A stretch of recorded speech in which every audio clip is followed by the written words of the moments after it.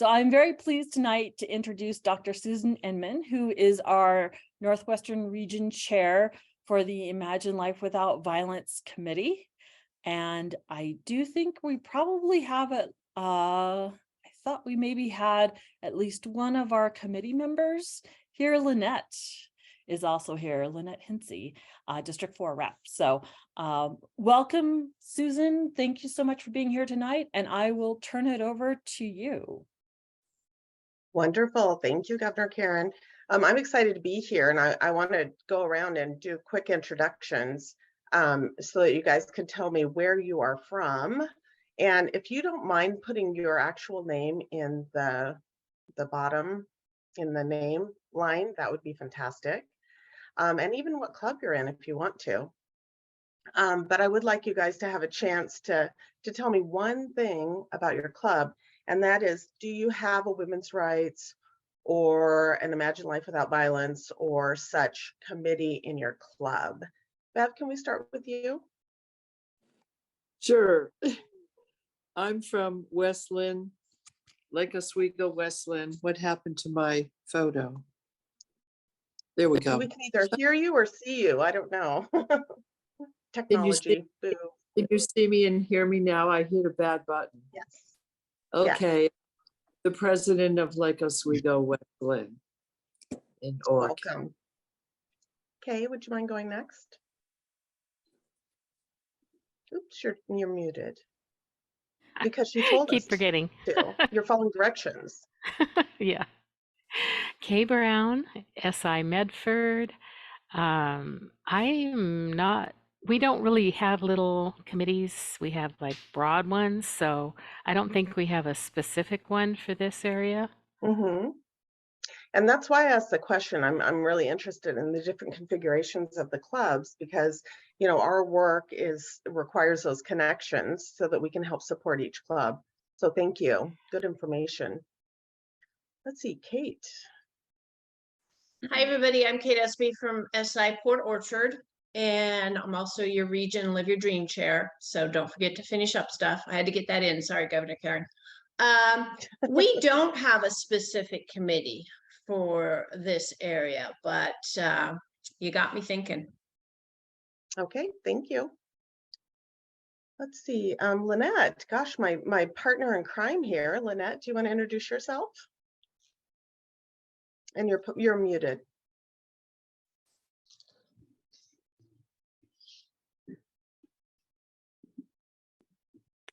Okay, there you go. Can you hear me now? Yes. Okay.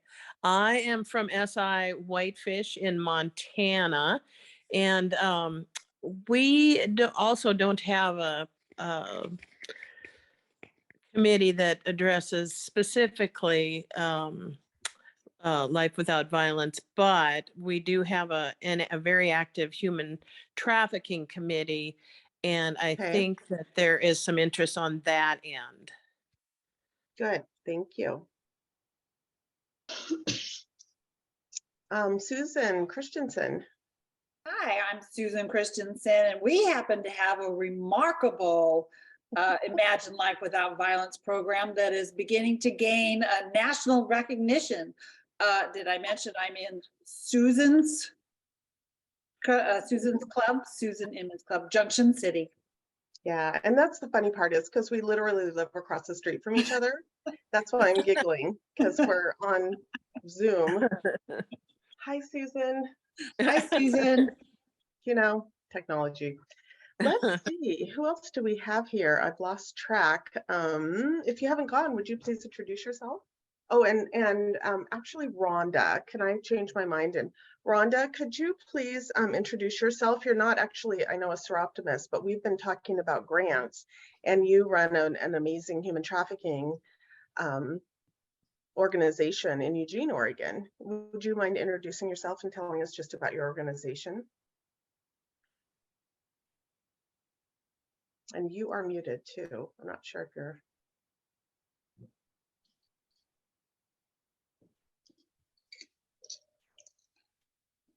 Oh, still can't hear you. Can you unmute your microphone? Can you guys hear me now? Yes. And You I have just, an accomplishment. That's awesome.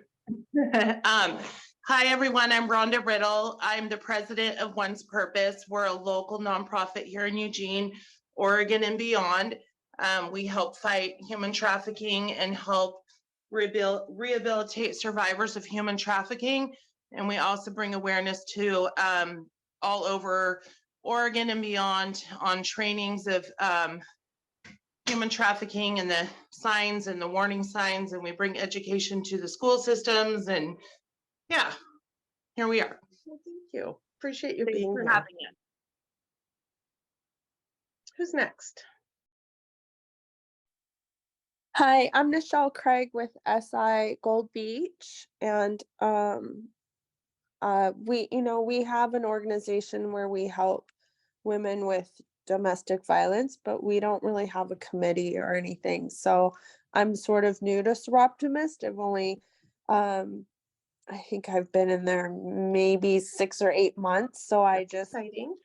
to see what I could do. That's wonderful, Nichelle. And I just want to clarify that it's not a bad thing if you don't have a committee. I'm just asking that question because what I realized, I don't know if you guys do this, but I just assume everyone sees the world from my perspective and everything is exactly it is in my life. And so I kind of tend to make these assumptions. And what I found out from doing this work a little bit is that not every club does this exactly the same way as the Junction City Club, which is good information because we need to, again, Lynette and others on our committee at the district and region level need to understand where you are at so that we can best serve you. So it's not a bad thing. And welcome, Nichelle. That's exciting. We really love new members. Great, thank you. Next up on my screen, Susan, is Jean Androvich. Thank you.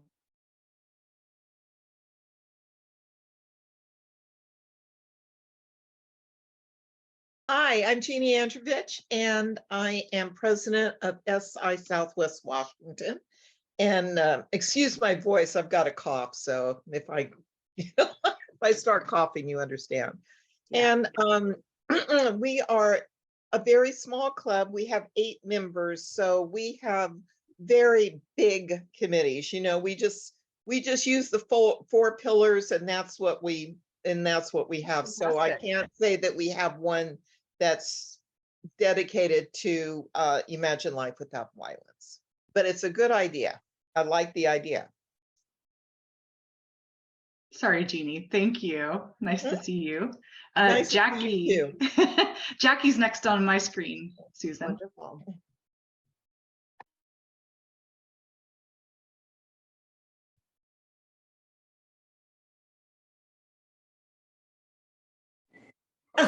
Worked. I'm Jackie Murchison. I'm from SI Clark County. I'm also the District 2 Secretary. And I too am suffering from a cold, but unlike you, I'm suffering in Mexico where it's absolutely delightful down here. Darn. Wow. I was feeling yeah. sorry for you until you said that. And now I'm just jealous. No, feel sorry for me. It's been 5 days. Kitty party. Yeah. Anyway, our club does not have a live Life Without Violence committee. We have worked with various organizations that do work with trafficking against women, but it is not on a regular basis. It's more Event to event or project to project. yes, on Okay. both accounts. Makes sense. Thank you. Nice to see you, Jackie. Pat is next Thank on my you. screen. Hello, can you hear me? Yes. Okay, great. My name is Pat DeGracia. I'm with Soroptimist of Greater Bremerton area. Hi, Kate. We don't have a committee. Everybody works on whenever there's an opportunity for a grant, everybody works together and we work with partnership in the community. We don't have a committee for human trafficking, although I'm the most active of all. I belong to the Kitsap County Human Trafficking Task Force with Kate. Okay. Yeah, I'm it. That's wonderful. Thank you. Johnny, you're next in my screen. Let's see, I think that was Rhonda, actually. Sorry about that, Rhonda. Leslie, you're next on my screen.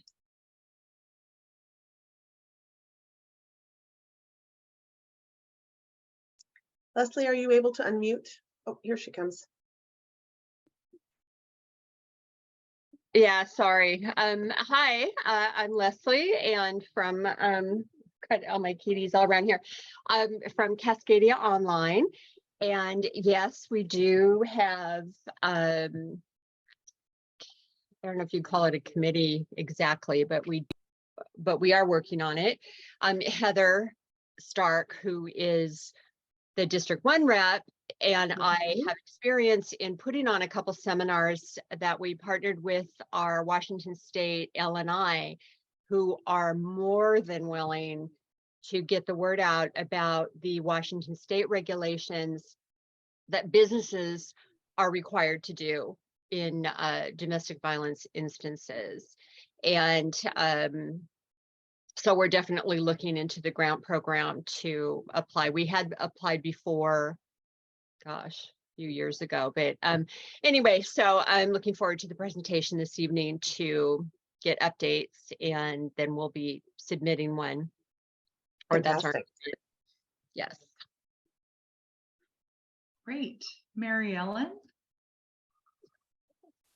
I am president of SI Gresham, and we do not have a Life Without Violence committee.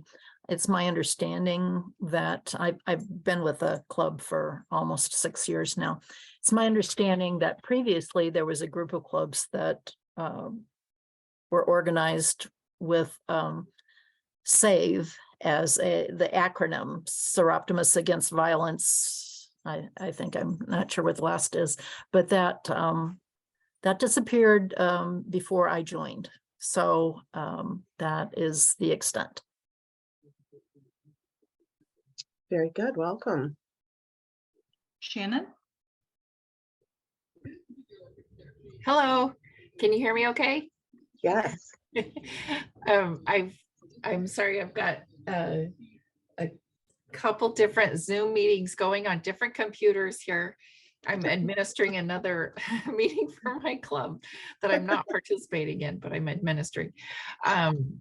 We don't have a specific committee for this project, but we saw the grant opportunity, and a couple people had some ideas, and we thought, wow, let's jump in and kind of find out what it's about. I'm kind of new to Seroptimus. I've been a member for about a year, but I'm club secretary now.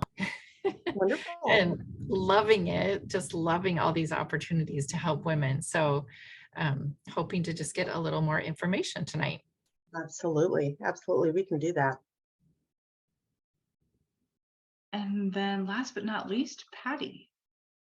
Yes, I'm Patty Gooderham from LeGrand Seroptimus organization. We do not have a committee, but we are actively planning our Dream It Be It program, and we'll have one of our segments on teen dating violence. I've been a member since 1980, and we have consistently provided funds for our local called Shelter from the Storm, which is has a safe house and is against domestic violence. So we're involved, but we don't have a committee. Very good. Yeah, thank you. And I appreciate you guys telling us what the configuration of your group is and what kinds of interests that you have, and it'll help me as I provide you with some additional information. I've also wanted to mention several of the human trafficking, dating violence, and one that's come up very recently for me that I hadn't really thought about is elder abuse. So there are a lot of different angles that we can go, and this funding is just a godsend for groups that have partners and want to create partnerships in their communities to help with curbing the violence that women face. And it is definitely gender-based in many cases, but it's really a universal issue. And I do want to point out that our committee has been working on this work. The district representatives, Lynette is here. Laura is not here today, but she has been working really hard on this project. And then also Heather was mentioned, and the four of us have been really working hard and spearheading this project to make it accessible to as many clubs as possible. And we want to make it very clear so that everyone feels like they have an opportunity to apply and get these funds and build these partnerships and make sure that we're helping just as many people as we possibly can. Well, at this point, I am going to jump right into the PowerPoint that I prepared, and you guys are going to tell me if you can see it for sure. Can I get just a visual thumbs up? Yes, ma'am. Oh, fantastic. All right, so we are talking about the Imagine Life Without Violence. It is a Northwestern region specific grant. And the project here is really for us to be able to provide some funding for our clubs in the Northwest region so that you can ensure that you have as much resources as possible and making sure that you have the opportunity to help and support women and children, girls that are being victimized potentially in your communities. And I'm looking for my... Susan, I think the PowerPoint, there we go. Yeah, my screen is just very weird. We had to spend, Karen and I had to spend a little bit of time making sure that it was gonna play. It's just being a little tricky. All right, so first of all, let's talk about the timeline and the activities. Many of you may have already seen the request for proposal or the application for the grant funding. It has been publicized in several places, but we will go through and you will see the link. It is an online fillable application. I have had a couple of clubs contact me that really just want a copy of the grant. So I can certainly email that to you if that's a better way for you to consume that information. Ultimately, I am going to ask that those proposals be turned in no later than March 31st. We will be reviewing those applications and making recommendations to the region board. The awards will be announced very excitedly at the Spokane Region Conference, and that'll be in April 20th through the 23rd. Just a show of hands, how many of you are able to come to that Spokane conference so we can give you your money? Yeah, okay, well, I'm planning to be there for sure. And the next piece of this that I want to tell you about is that we will be accepting those grant applications via email. This is the email address that you need to send those applications to. Again, if you're struggling with the technology piece, we do not want to exclude you. So call me, text me, whatever we need to do, we'll make sure that we get your grant application if you are interested in applying. So this is the basic definition: is violence against women and girls means an act of gender-based violence that results in or is likely to result in physical, sexual, or psychological harm or suffering to women and girls. Again, not limited to domestic violence, sexual or labor trafficking, rape, stalking, teen dating violence, bullying, workplace violence, hate crimes, and I'm going to add elder abuse there because I've had a couple of people talking about that. And this is how the application starts. We're looking for contact information from anyone who is connected to this grant. We do ask for at least 2 people to give us your contact information so that we can make sure that we're making contact with you on a timely basis. If we have questions about your proposal, we want to be able to get to you as soon as possible. We do ask for your club name, your primary contact, the district that you're in, just some basic information. I do want to point out that we're asking if it's a new or a continuing project. So if you could make sure that you fill that in. Our grant application was really revamped to make it hopefully a little easier and a little more straightforward for applicants to write their proposals. It's based on the SMART format, which is specific, measurable, attainable, relevant, and time-based. It's really the who, what, why, where, and how that we're going to ask you to explain to us in the proposal to make sure that we understand what the project is, and we can make sure that we're doing a balanced work across our region. Here's again, back to the application, the specific objective is, what do you plan to do? We don't want this to be very, very lengthy. You can put a title in if you'd like to. If your project has a name, that's always wonderful to have a name. But really, what do you plan to accomplish? What is that? What is the end goal? Why are you doing what you're doing? And how does that objective, how is that meaningful to you? The next part is, and this is critical, and this is hard. I know a lot of people that are novice grant writers, it's really hard to think of, how will you know when your project succeeds? How do you measure the success of your project? And I'd like to quiz you guys just a little bit. I know that some of you have already written grant applications, so you might have an idea. How would you measure success in a project? Does anyone have an idea that they'd like to jump in with? Maybe number of participants? Number of participants, that could definitely be a part of it. What else? Well, it could be if you're educating, doing some sort of, I don't want to say a test, but some way of finding out how much information absolutely was absorbed by a questionnaire, something like that.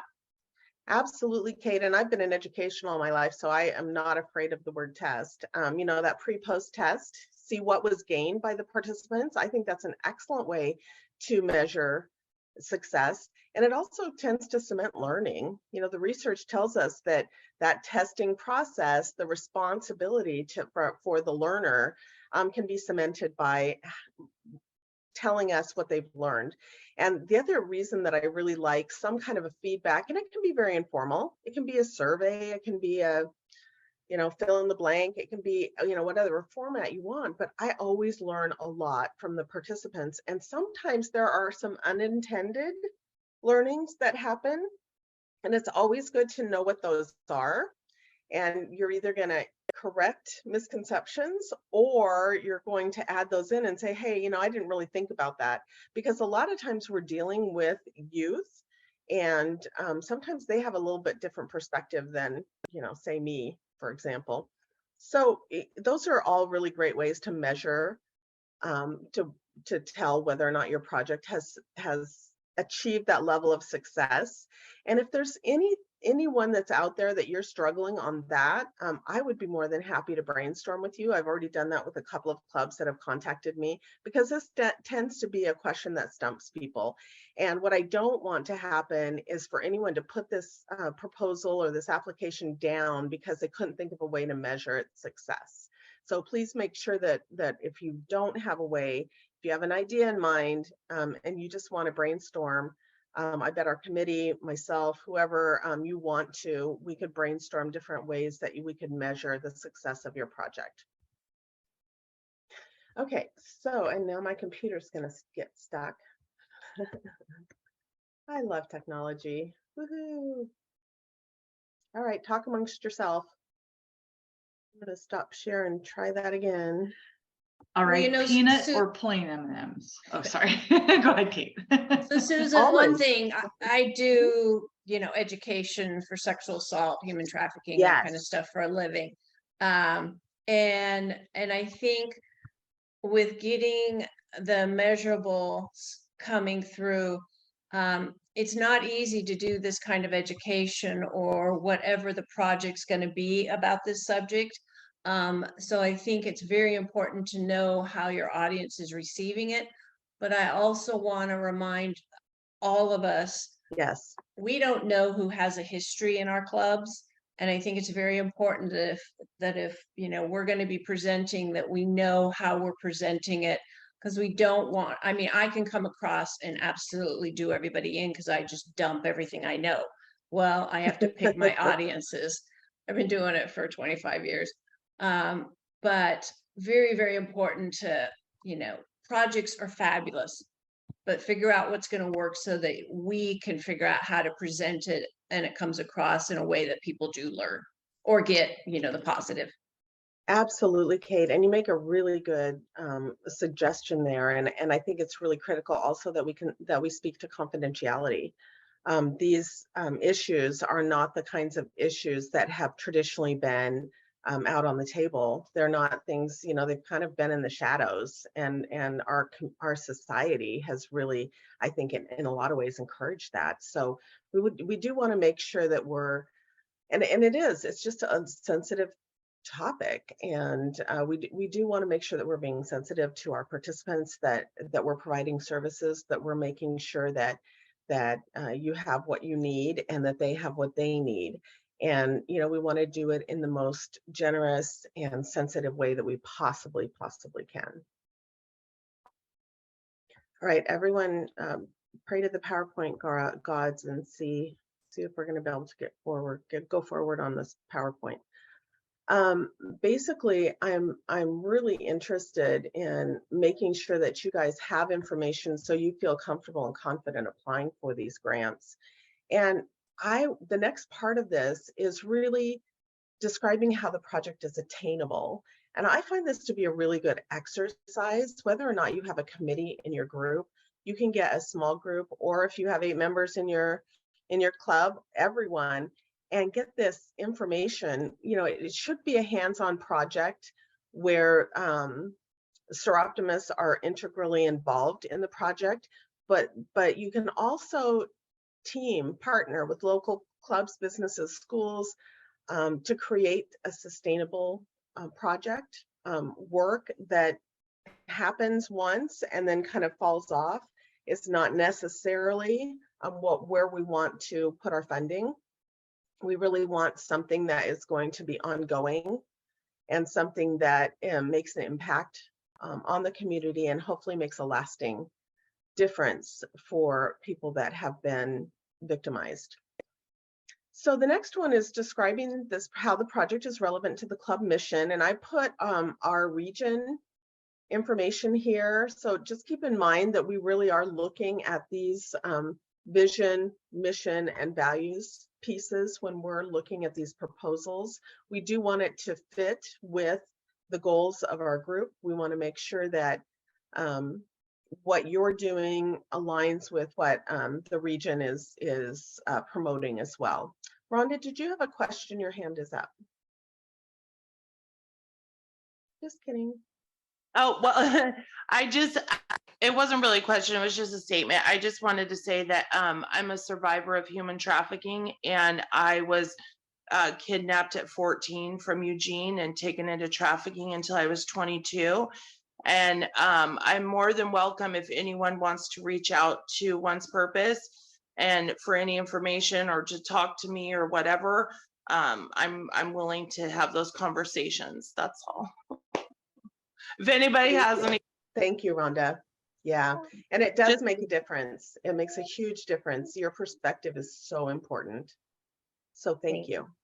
Thank you. What is the date that you plan to complete the project? And I just want to point out that all projects should be completed 1 year from when you get your grant funding. That's kind of our goal, is to make sure that, and you know, I know during pandemic times we had a little bit of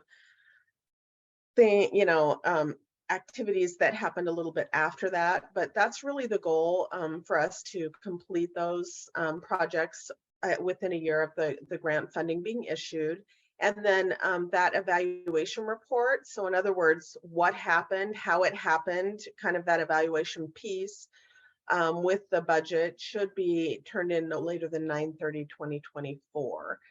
So those are the dates that we've been working with. To my knowledge, those are accurate and up to date. I will make sure that everyone has additional information if anything should change. So this is the next part of the proposal, and it's really the budget. And besides the measurable piece, the budget seems to be what trips people up or makes them stop doing their proposal.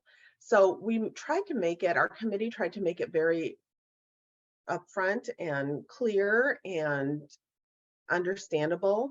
So we're looking about what you're requesting, how much you're requesting, what you're receiving from other sources. And if you could identify where that source is coming from, that equals your total funding. So here we have total funding.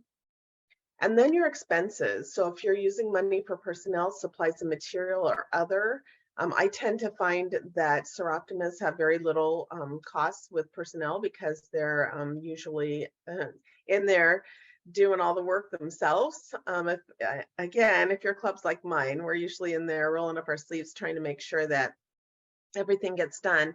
But the total funding and the total cost should equal each other. Those two should balance out. And again, if you are struggling with any of the budgeting parts of it, please, let one of our committee members know we're here to help. We would like your proposal, not only to get funded, but also to hear your ideas, because I think going forward, it's going to be very critical for us to know what the groups are focusing on, what the clubs are interested in, and how we can best serve you. This is a contract, and this is the last page of the grant application. This is just a sample. And the reason we included it is because we want you to know that there is accountability around it. So use of the funds, it's important for us to track that and make sure that you complete a final report and making sure that you're spending the money or your club is spending the money on what the intended project was. And it kind of helps keep us on track, I think, to make sure that what we're doing is what we intended to do and we're not getting sidetracked.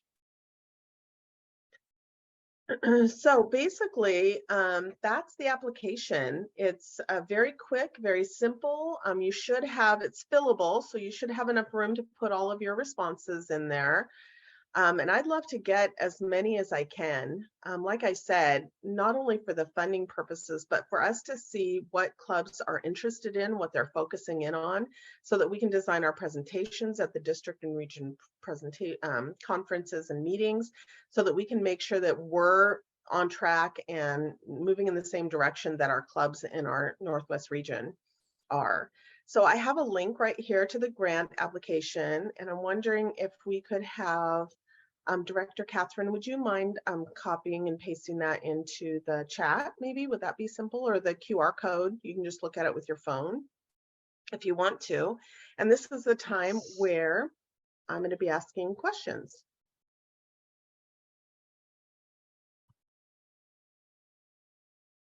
And yes, you will get a copy of the PowerPoint. I can see that.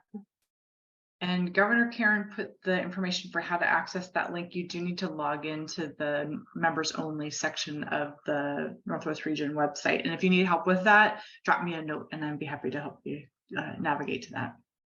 Yeah, really don't let the technology worry you at all. We don't want that to stand in anyone's way. We don't want it to be a barrier. We want to make it as simple and straightforward as possible. But we don't want to have a hurdle that you can't get over. So we'll make sure you get the grant. If I have to put it in an envelope and mail it to you, we will do that. That's what the kids call snail mail, right? All right, so what questions do you have about the grant, about the process, or about the application?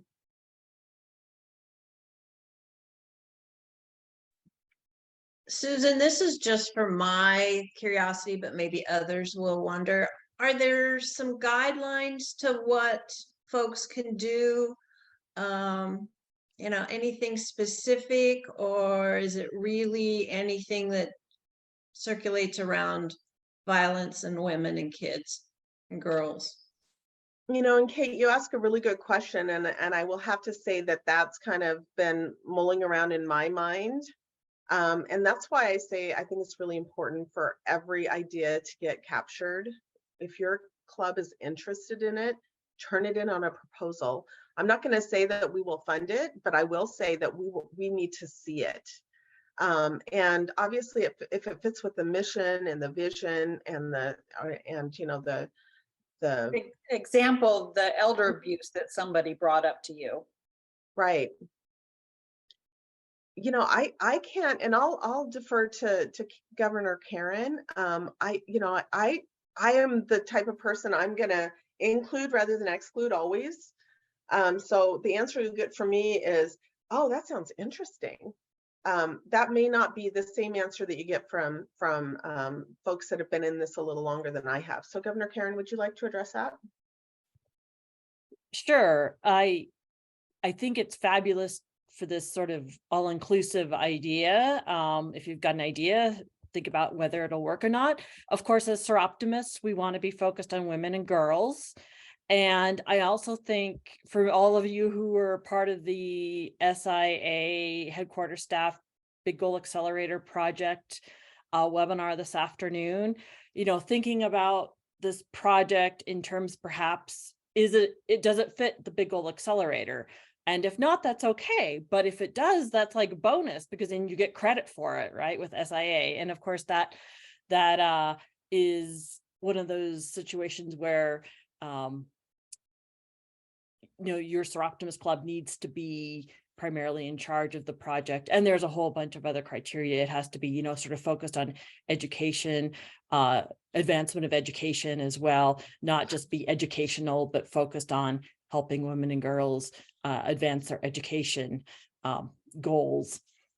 So, you know, just, I would say maybe think about it in those terms of those big sort of bucket categories, which also include, you know, our mission and vision as Soroptimists. Nice, thank you. And I'm also just going to put in a word for sustainability.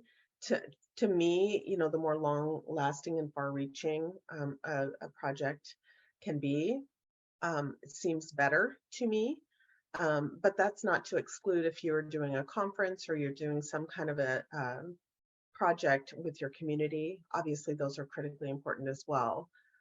But that sustainability piece, I think I worked at the Oregon Department of Education for a number of years and gave out a lot of money in grants. And I know sustainability was always really, really challenging, but it was always really important, because what we'd like to do is make our money go as far as it possibly can and see as many people as it can and make as much difference as it can. So that's my bias. Lynette, do you have anything to add? We've been talking as a committee group for several months now about this. You're muted though. You know, some of the earlier documentation that we mulled through as we were simplifying this grant process, they gave several examples of project types like community forums or awareness days. You know, and even with the topic of elder abuse, which has just now come up, you know, it might be something where you could host, you know, a project might be to host an attorney, maybe a presentation. You know, there are different resource people that deal with elder abuse. I know our county has an ombudsman that works with those kinds of issues. And, you know, maybe something like that. Just looking at this list here, classes for professionals or businesses, and a table at a community, you know, kids day thing. There's just, it's really kind of a wide range of things that could be, that we could use the grant money for. Absolutely. Susan, you have a question in the chat from Bev, and then I have the next question. Okay, I'm looking for Bev. It says, what is the suggested grant dollar range per application and how many grants are awarded? That's a really great question. So our budget is $5,000. And so I'm going to say, depending on what proposals we get, there may be many smaller grants, or there may be fewer larger grants. We are definitely going to try to spread this money out for sure. But I do want to say that we're going to be considering all of the options, and we do have $5,000. But you know, if our clubs turn in some amazing proposals and applications, I think we're going to be able to make a case for actually budgeting more money. Oh wait, plug your ears quick, Karen, Governor Karen, to get more money allocated, because you know, many clubs don't have a committee that is designated for this purpose. They have people that are interested in it, and if something comes up, they're really working hard towards it. I would like it to be a little more intentional, quite frankly. So I want to get as many proposals, as many applications. If we can partially fund your proposal, we may do that. And that's going to be where it's important for us to have appropriate contact information so that we can get with you and say, hey, so, you know, we really love your idea. Can you scale it down so that we can see what happens and see your amazing results, so that we can actually get more money budgeted for this purpose. And we're going to spread it far and wide in the district and region meetings so that people know what is possible and what other clubs are doing on this topic. And it's so satisfying when you know you've made a difference in the lives of others, and particularly helped really to save them from violent situations. So yeah, that's a horrible answer to your question. I really didn't give you a good answer, but we do have $5,000 total at this time to allocate. So Susan, I've got the application pulled up on my web browser. I see that it's an Acrobat sign document. For those folks who may not be familiar with that platform, can you talk about, do we have to do this all in one sitting? How do we save? How do we submit from that platform? And if you like, I can share my screen, or however you'd like to do that. I think that'll be helpful. And you know, it's so interesting to me because we try to make it very simple with technology, and sometimes we exclude people because they're like, "Ooh, I don't know that," and it's easy to set it aside. I have a request here to email a copy of the grant application. I will do that. However we get signatures, whether they're electronic or whether they're actual signatures, that's perfectly fine.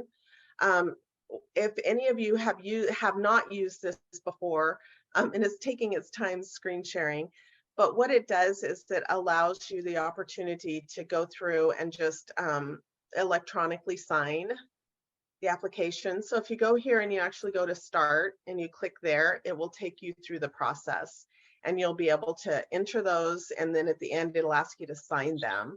And that's just basically what they're going to ask. But again, you know, it's not something that is required for you to do online. We can send you the application, and we can do whatever we need to do for it. And if you have any trouble with the application, believe me, our committee kind of struggled through creating this wonderful form. Lynette's smiling. So, you know, we're trying to make it as accessible as possible, but we're also trying to make sure that you have the information that you need. The signature is primarily going to come in on that sample contract piece. And so that's where it will ask you to sign. Now, can you save it? I think options will allow you to save it if you do that pull down menu.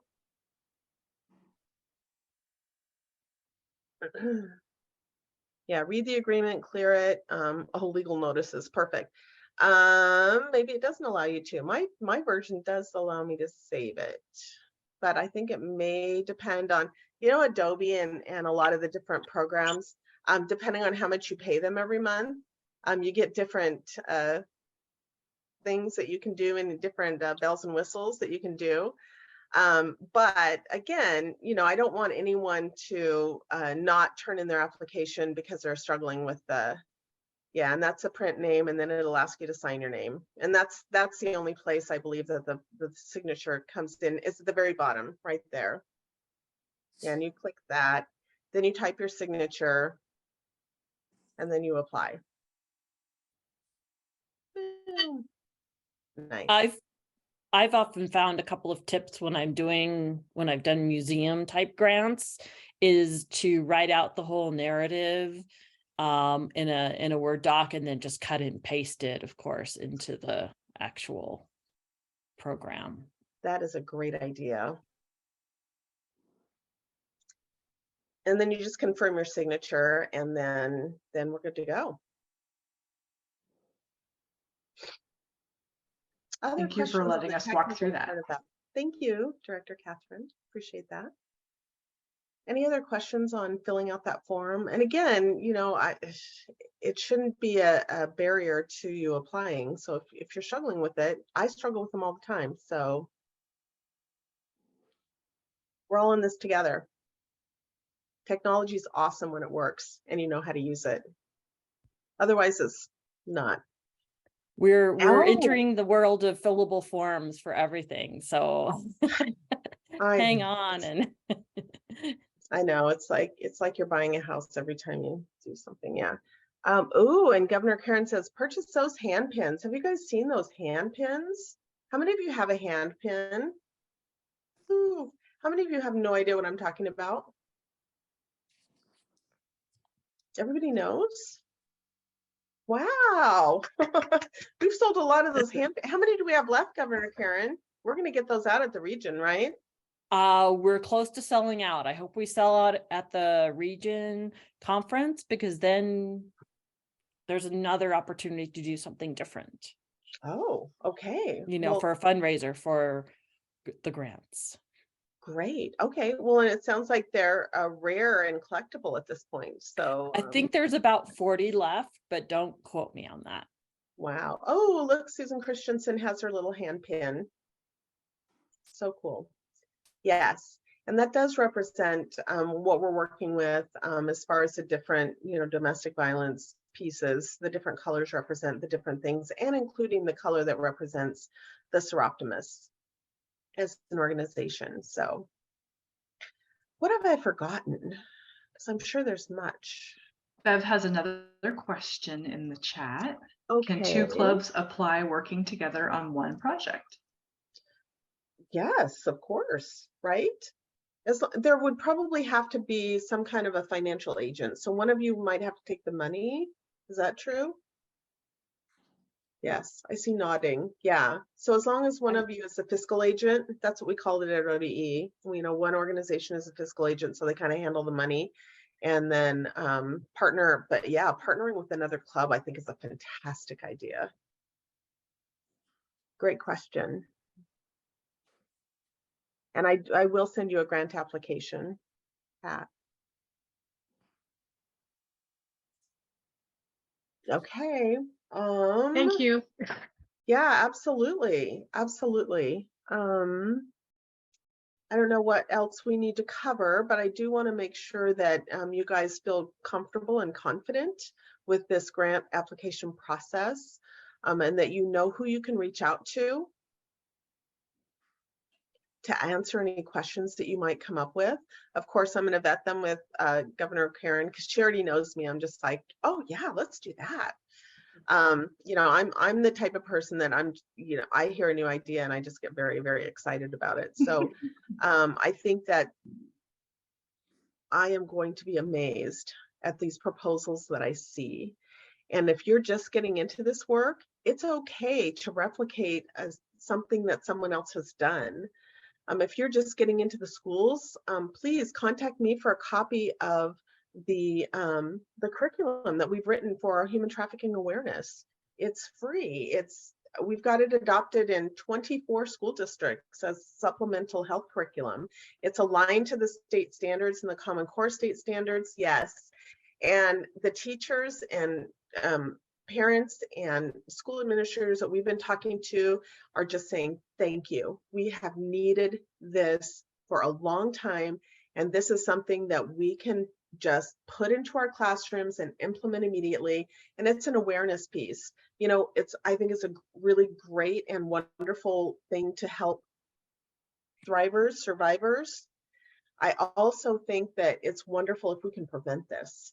If one student in our middle schools, high schools find out that, oh my goodness, what I'm getting myself into is something that is going to be unsafe for me, and I have a safety plan, and we talked about this in school, I don't have to hide if I do make a mistake and send someone a picture that, you know, I shouldn't have, I don't have to be, you know, to be ashamed.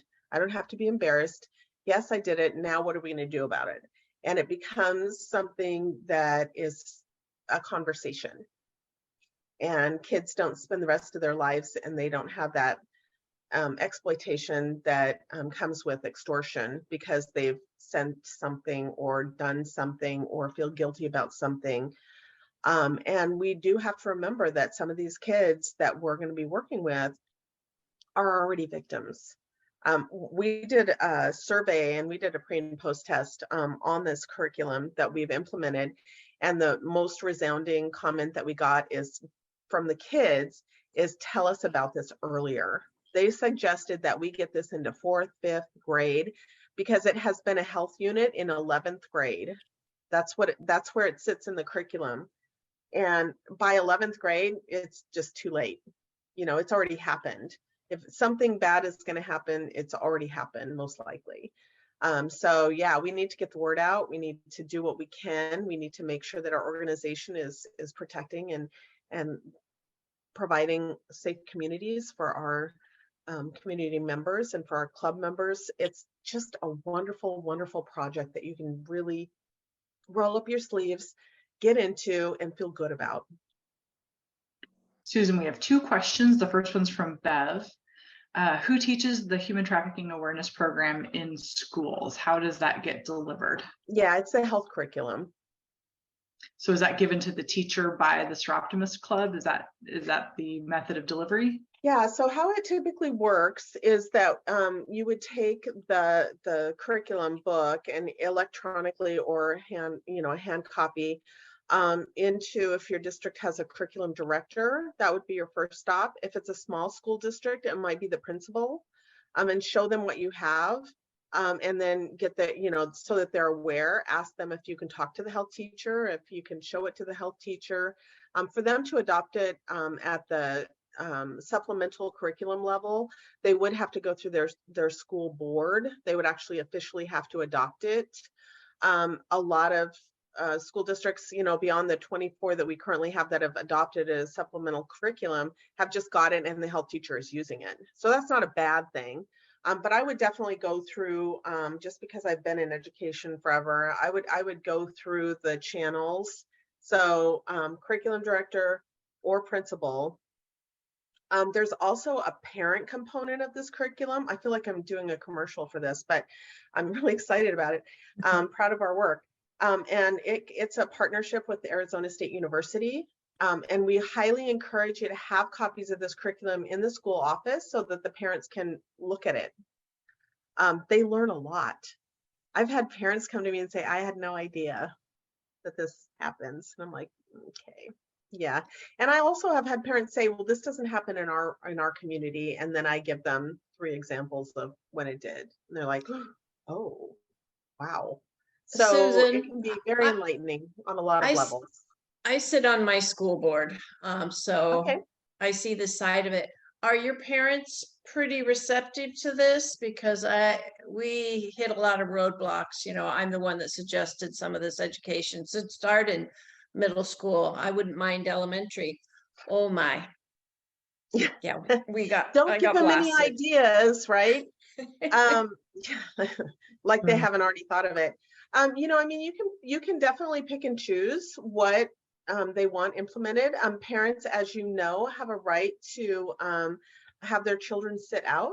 And I've had that happen. I've been in education for many years. I was a school teacher. I was principal for 14 years. I worked for the Department of Ed. So you're going to get all kinds of opinions about everything.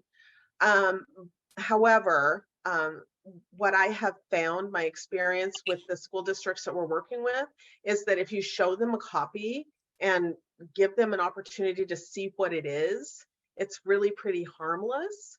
It's not trying to encourage their children to do something that they're going to regret.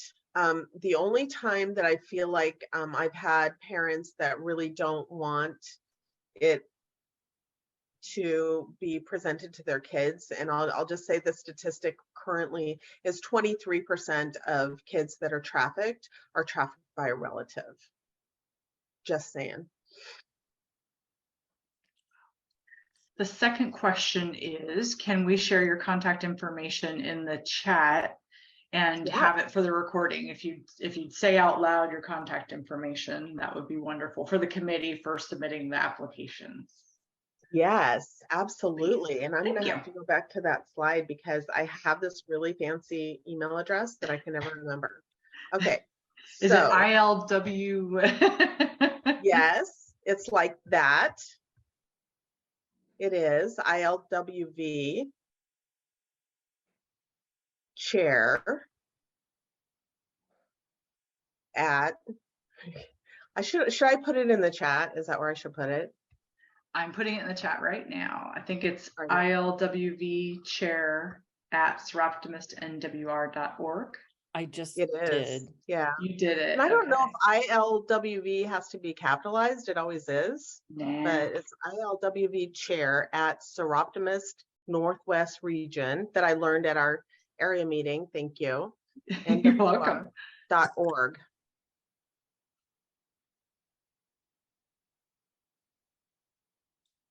Thank you. Sorry to put you on the spot. I wanted to make sure that No, got not in at there. all. Not at all. I'm really thankful that Seroptimist has put together a system where we have those email addresses. I just need to get used to using it. If you'll get an email from me, dr.susan.inman@gmail.com. Yes. That's me too. That's her too. Yeah. Thank you. And that's all the questions. Great. Any other questions that you'd like to ask just personally?